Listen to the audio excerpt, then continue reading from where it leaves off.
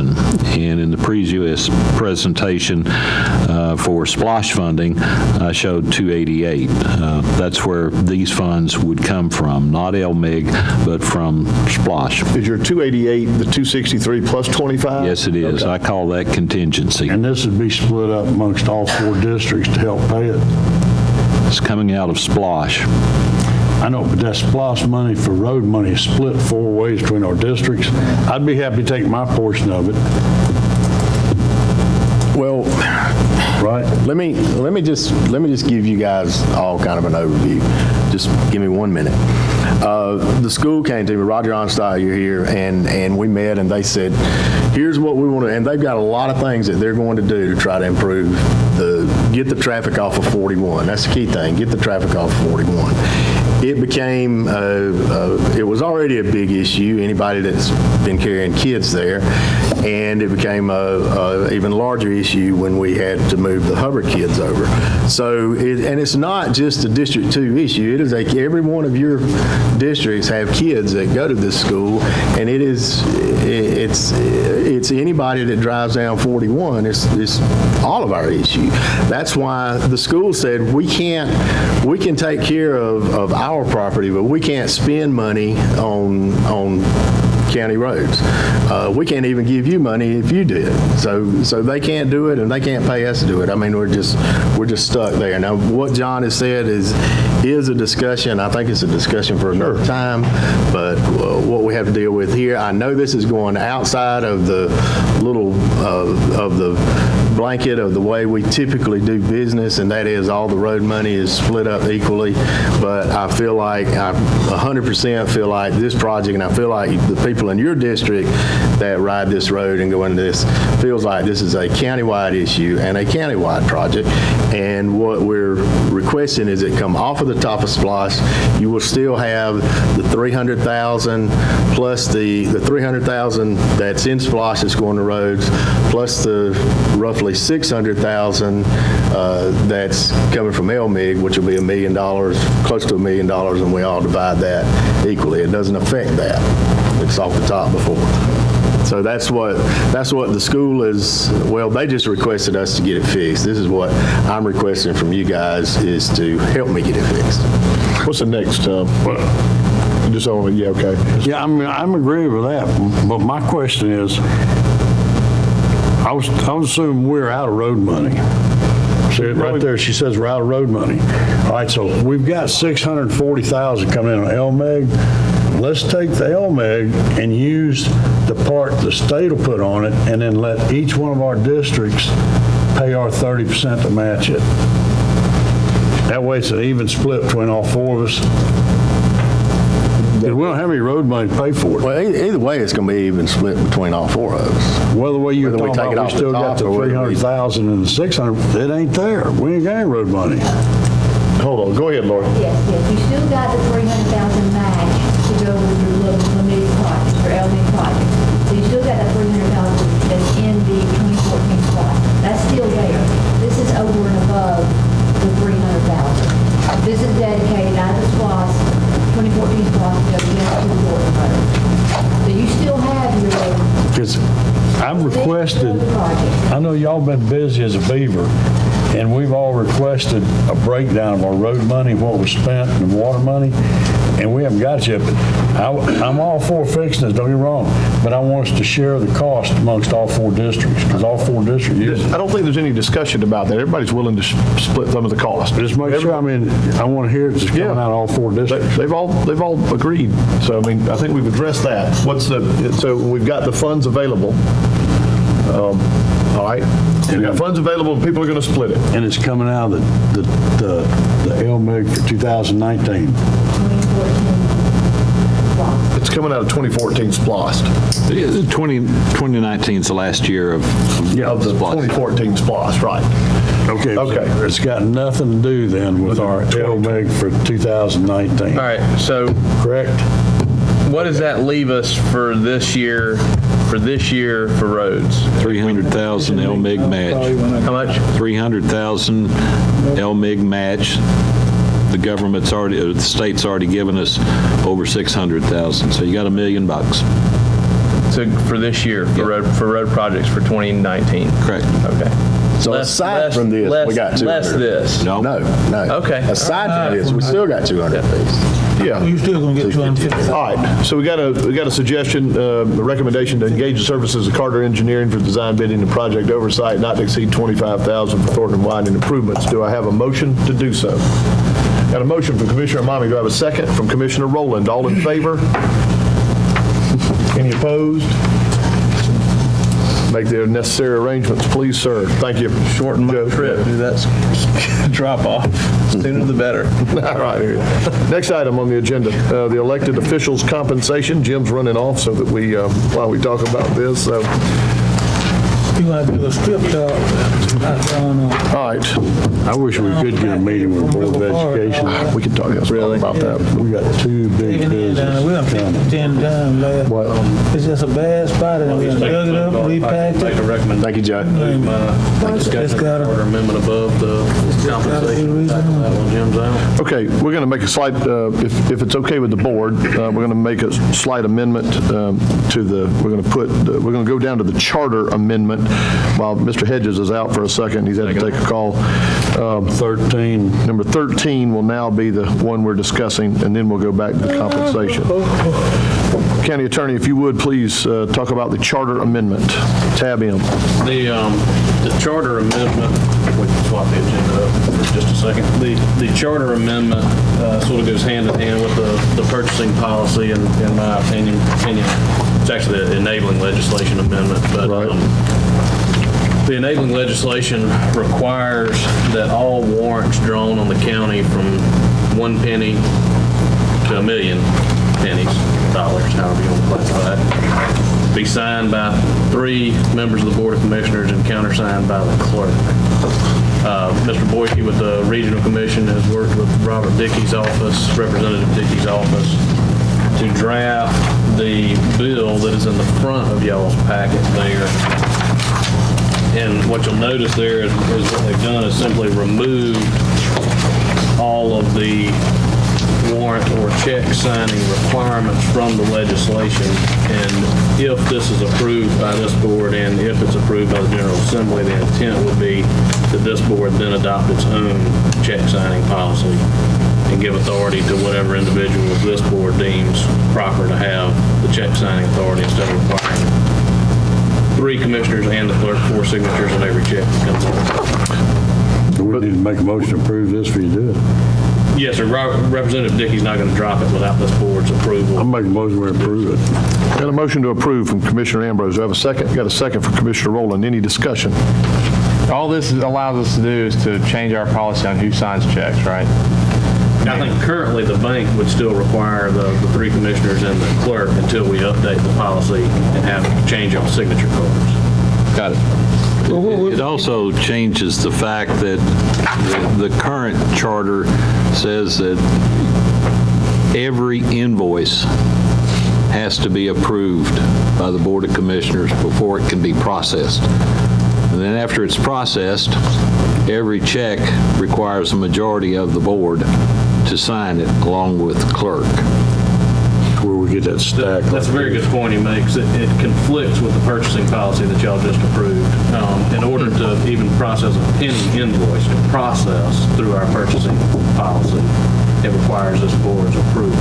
The enabling legislation currently does. That's a good point Mr. Hedges makes. Okay. We got a motion and a second. Any other discussion? Hearing none, I'll call the question. All in favor? All right. You got your charter amendment approved. Make the necessary arrangements. Go back to elected officials' compensation. Sorry about that. But all right, County Manager, you want to bring up the PowerPoint? Okay. Just to remind you, OCGA 36524 enables the governing authority of each county to fix the salary, the compensation of the members of the governing authority. A couple of requirements. One is that it would not be effective until the first day of January of the year following the next general election. That would result, if approved, the effective date would be January 1 of 2021. The second one is that you have to publish your intent to increase or change your compensation, the legal organ, at least once a week for 3 consecutive weeks. What you agreed to back on the January 15th meeting was that if you move forward with this, the chairman would receive $15,500 annually, and the commissioners would each receive $15,000 annually. This is a copy of the public notice. It was run on January the 23rd, January the 30th, and February the 6th. So the notification process under OCGA 36-524 is now complete. What's left is to take the vote. Okay. I make a motion to approve. Got a motion to approve the compensation as presented. Do I have a second? I'll second for Commissioner Mommy, I saw your hand. You second. All right, we're in discussion. So just the commissioners that voted and approved, are the ones that took the heat for doing it. Maybe that's the way we should do it. No, I'm good with it. Let's do it. Sure. Well, I've been against it, and like I said, I've come up here for nothing. Okay. Well, you're still taking the pay, give it back. What pay? Hell, this ain't nothing but gas money. Been begging for money ever since I've been up here. Where's Don Daniel when you need to quote somebody? Ain't no pay. Listen, I don't think you ought to give yourself a raise. The thing I'm saying is, we're costing the county money. How The way we do so? it. Attending all these ACCG meetings, going out there trying to get certified for this, get certified. Take the book and read it. You save the county a lot of expenses going out to stay in these hotels. This will eliminate that junk. We're costing the county too much money. It's just, You think like somebody might have thought 75 years ago, you don't believe in school, you don't believe in education. Listen, when you you go... get all the education needed, Listen, but to ever just get the book and read it. When you go to When you go to pay these speakers when you speak go to to these us. workshops, you share your similar information. Half of us teach the classes, and based on your experience and what you do, you share those experiences. And ACCG, they put it all together that this is supposed to work. They don't necessarily say it's going to work, but it can enlighten you. So you believe you just ought to stay out there on Rumble Road, not go nowhere. Don't read nothing. Don't get on the internet. Don't see nothing. The whole different. Because you won't spend the money to put the internet out there where I'm at. But now, my thing is, right now, you're grandfathered in as a certified commissioner. And I still go back and take classes. I know, because but laws listen to me, are changing. Listen to me, you're grandfathered in. Eddie, George, me, or Greg, we've got to cost the county a chunk of money every year. We can't be grandfathered. We got to be yearly certified to get that extra $100 a month. And that's cost the county a lot more than that in expenses for us going to these classes. When we can get all that stuff in the mail or on the internet, save the county money. Knowledge is This power. is not, it's supposed to be a part-time job. You can make it a part-time job, come up here and rubber stamp everything. But to do this job correctly, we're considered part-time, but it's more of a full-time job. And you're like, I don't take the benefits because I'm part-time. If recycled people can't get it part-time, then I don't think I should be entitled to it. But I think for the time that you guys take, not you, but Eddie and George and Greg out of their personal job to do the jobs that they've been doing, they're losing their butts on it. I totally Get competent people run for these jobs. 'Cause next time, I'd like to have some kind of incentive out there to get them to run for it. Well, I totally disagree. I'm ready to vote, but I will say this. I did ask about 30 or 40 people, and I only got one to say we should not get a raise, and I asked him, would he do it for that? And he said, heck no, so I'm ready to vote. That's right, absolutely. Well, most people are under, that don't know any better, they're under the assumption we make $100,000 like sheriff. You look back in the day 100 years ago, you did. You made the same thing the sheriff made. This is a 24-hour-a-day job. People don't hesitate by calling you at 11, 12 o'clock at night. That's true. That's right. You know, hell, and all the mess that went through on the last meeting we had with all of those doggone hearings, the foolishness that goes on behind that, and you got to listen to everybody's opinion 3 times. They gonna call you before the meeting, during the meeting, after the meeting. You know, right. I mean, So a few $1,000s a year more is gonna, I'm just saying. I know, you're making an argument. I think we have an idea where we are on Pay it. me enough. I know, I understand. Hearing no further discussion, I'll call the question. All in favor of approving the increase? Any opposed? Show that Commissioner Evans is opposed. Don't give a raise to yourself. Let the citizens decide. All right. And they will next election, won't they? All right. Next item on the agenda is the ACCG auto purchase. County Manager, Jim Hedges. Yes, sir. There you go. We didn't elect you yet. Okay, a little background. November, we recognized 31 vehicles in the county fleet had over 200,000 miles and needed to be replaced. We looked into the ACCG lease purchase program through BB&T Bank. They agreed to finance the 31 vehicles based on an initial cost replacement estimate of $750,000. We found another $20,000 of funding. It's available from the first year's loan payment. We budgeted $180 first year, and it's actually going to be $160.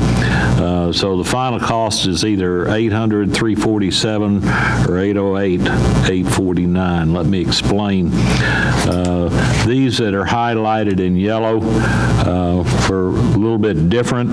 For example, the first one, pickup, 4-door, 4-wheel drive for the landfill, what we actually estimated was a real plain Jane vehicle.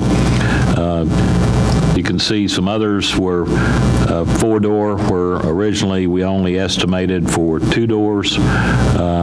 Those that you can barely see in light blue, those were favorable changes. All in all, it came down in Plan A, which is 800,335, and at the encouragement and request of Commissioner Ambrose, he asked for 2 different prices on this SUV. The 26997 is a very plain Jane, bottom of the line Ford Explorer. The 35511 is a fairly well equipped Subaru. The idea would be that I would exchange my current Ford Explorer for planning and zoning and take the vehicle that has a considerable amount of safety features for the county manager's position. So it's either 800, 335, or 808, 849. Mr. Chairman. All right. I make a motion to go with Plan B. Got a motion to approve Plan B as presented by County Manager. You've heard the presentation.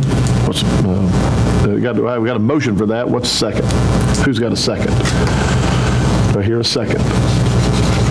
We got a second. Commissioner Rowland. We're in discussion. Go ahead. Sony needs a truck to haul the signs on. We got some trucks out there. Who needs it? You say you're gonna move, you're gonna swap your vehicle? Yes, sir. We gotta buy Well, one. Sony has to Driving go an out and put, SUV now. unless we got the road department putting the signs out now. Alfred used to put them out for a while, didn't he, Janet? But the planning zoning, I think, needs a 4-wheel drive vehicle because they got to go out here and inspect the places before the signs are put out. But that SUV is in 4-wheel drive. It's not. Well, I mean, it's not. She prefers an SUV.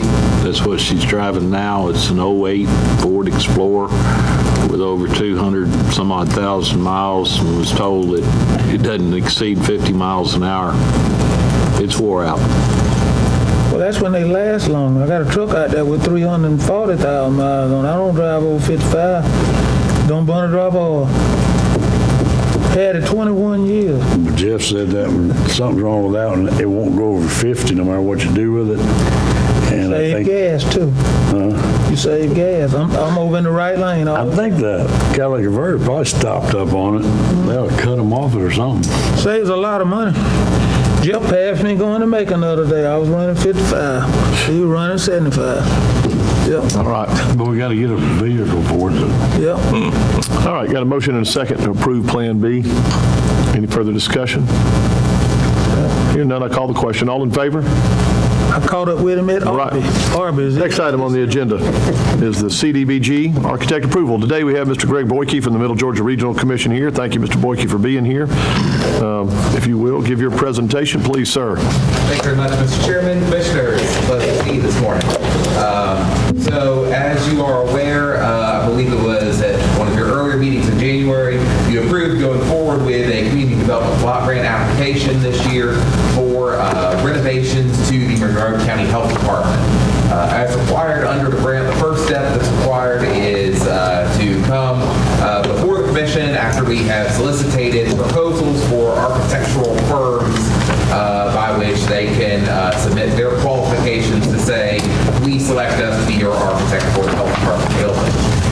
That is a requirement of the program that you have to have some degree of open, fair competition by which we can collect those responses. The bids were due for architectural services yesterday, so they came in and staff from Middle Georgia Regional Commission reviewed those responses, as well as Mr. Morris Hutchinson from the North Central Health District, who has been their facilities manager over a number of health department improvements we've worked on recently. There were 3 responses to the request for qualifications received from McCall Architecture of Valdosta, from Carter Watkins of Monroe, City of Monroe, and Alan Bell Architect from Carrollton.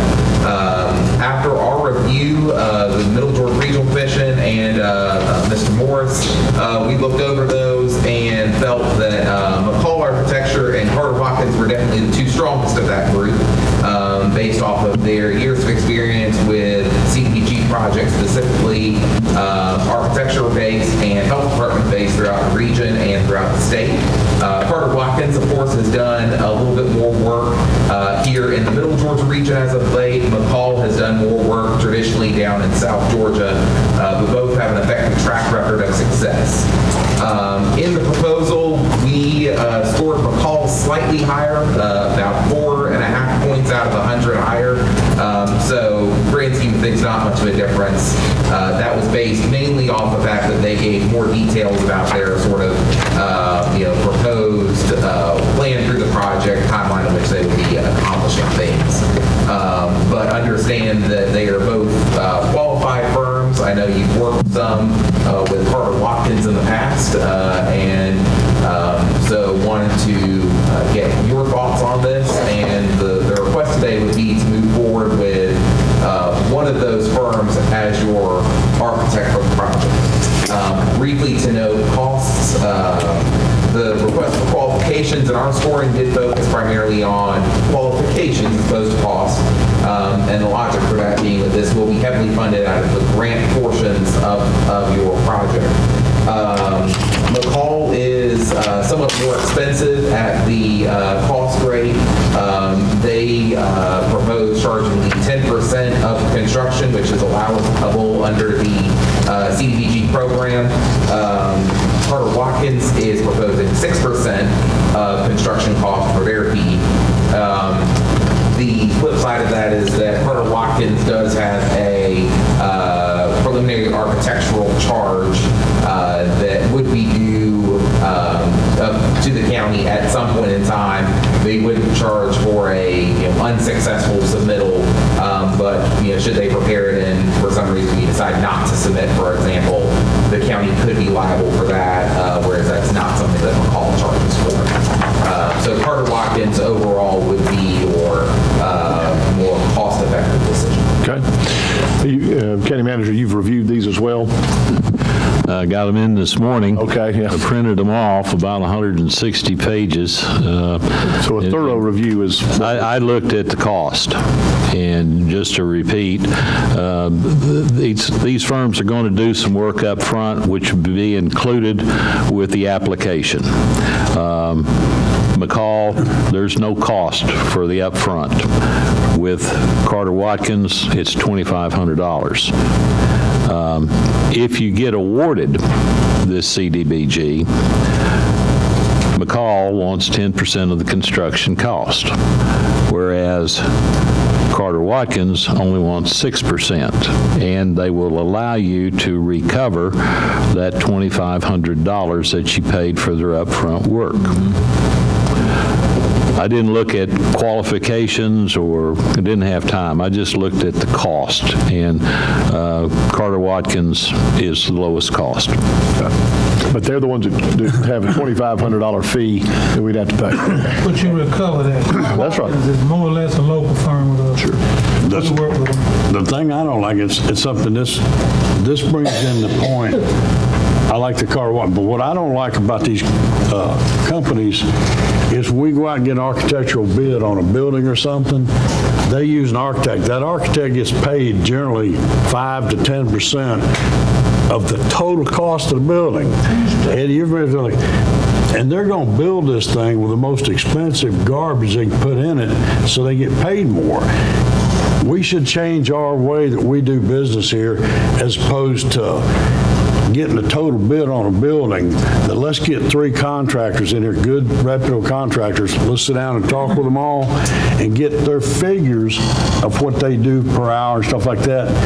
Because it would bring down our total cost in a building, get a turnkey job from them. Because I don't like any of these architects where they go by the total cost of what it is. Because then you have some problems out there with the fire department. All this is going to be, the cost involved in this is accordingly with the grant money. I realize that, but I'm just saying, this brings into fact, because I was discussing with our county manager before, why do we need to get, this doesn't have anything to do with this project here, but it's time to explain this, to do whatever Ben says we need to do, just like that's Department of the Justice Department building. The most we gonna get out of this grant is $750,000. I know, and I'm just using this for example, Larry. It ain't gonna cost us, but this is a time to address that because we got to build a DA building and a public defender building. And the way it stands right now, we got to get final estimates, and these contract architects, they jack the bill up.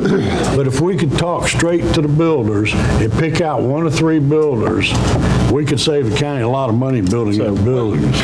So your point's well made in general, but for this particular project, this is the process we have to go through. So we've got 2 choices to make. I go with Carter at the lower cost, and we recover the $2,500 in the back. That's a motion? Question, could we not just cap the percentage at what the expected cost is? In other words, if it goes to $850,000, they don't make an extra dollar on top of the $750,000. We're not going to spend more than the CDBG is going to be $750,000. I guess what I'm saying in reality, if we know that's what the cost is going to be, and there's not going to be any overage, then we fairly much, I mean, we know that it's a fixed cost is what I'm getting at.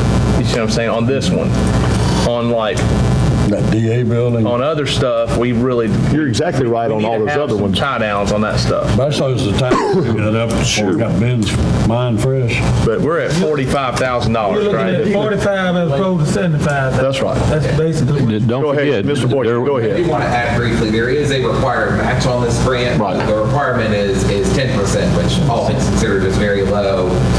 Sometimes communities do choose to put in a little bit more of a match to make it competitive, but ultimately that ability to set the project amount that you're willing to spend is what's going to help you keep those costs under control. Here's here's the way this is going to work. This architect's going to go off, and he's going to come up with what he thinks it's going to take to fix this building. He'll come back here before you submit the CDBG application, and you're going to get your kick at the can then. I mean, if he comes back $1.2 million, and you know you're only going to get $750,000, you're looking at a big out-of-pocket. So you'll get one more opportunity on what is submitted to the Department of Community Affairs as your application. And that's maybe when you could talk about capping the architectural fees. Sounds good. But just for the record, we've got to have this improvement. We got another grant. We had a $500,000 grant for the health department back in '92, and we renovated it up to those standards then. There hadn't been any major work done on it since then, and that's why it's been evaluated, and it's in critical need. All right, so we've had a good bit of discussion on this. I don't have a motion or a second, so what's the pleasure? I move we approve. Got a motion to approve with which? Carter Watkins. I got a motion to approve Carter Watkins. Do I have a second? Second. Got a second from Commissioner Rowland. We've had enough discussion. All in favor? Any opposed? No. Carter Watkins is approved. Whoever needs to make them aware of that and move forward. Take care of that. Thank you very much. Appreciate you, Greg. Appreciate all you do. All right. Next item on the agenda is public comments. Yeah, can I see you before you go? You got to go right. Larry, we got an executive session too. John? Don't encourage him. No, just kidding. Anyway, I'm just kidding. And we've got Kay from the Leadership Monroe class. Glad to have you here. She's doing her obligation to be at least one of these meetings, and so I hope it's been informative for you. At this time, Before you go to executive session, can I make a comment? yes, sir. Would you find out what it takes, what we've got to do, the way our county's set up, we've got to do the bidding process for example, that district attorney's building. We got to bid it out. And that's where our costs get exorbitant because the architects build in by the most expensive junk there is. But I would like to have it where other counties and cities now, they're building schools and public buildings and everything. They're just having 3 or 4 builders come in, they sit down and talk with them, get their fees, what they charge for all the different people and stuff like that. And then they pick that firm as opposed to getting some architect drawn up. And these firms have their own architects, and you don't get the... That's what we did here, RFP. You want to do a design build. A design... Interrupt Mr. Evans, but that is what you did here, Right. a design build project On which one? Took RFPs though from for the 10 engineers. For the one? Oh, this for this building. building that you're sitting in. Yeah, because The only thing wrong with that, we paid those guys $494,000 for the same basic work that I did at the courthouse for nothing. You see, but so it's actually legal to do that now? it's a good thing, it's a bad thing. So we can do a design build without having to get the architect, put it out for bids until we get the... Right. That's like, I was under misunderstanding we couldn't. Request for a proposal for design and build. Yes. all right. Looks like $494,000, they got over. we've got an executive session we need to call, so sounds like, and for what purpose? Beg your pardon? What purpose? Legal. Okay, so I'll entertain a bit Make this a motion time. to go to executive session for legal. Okay, got a motion to move into executive session for purposes of legal purposes. Do I have a Anything else? second? We have any personnel? Okay. Got a second from Commissioner Rowland, all in favor? All right, thank you all for being here today. We're going to be moving into, we'll stay in here for the... You will recluse yourself? Yes, sir. That is. Oh, you're gone. That's right, we got to have... We either phone come in here. Okay, I will. Which is that now? Because these were on. Thank you, Kay. phone jacks, Ethernet. Oh, yeah. It's one of the rotating pictures on Windows 10. And somebody here, when they set it up, Cell phone? selected it and locked it in as the permanent background. I love to drive on that. Move in there. Yeah, they can find it. That's all it is. It's Windows 10. Their new background. No, because we can't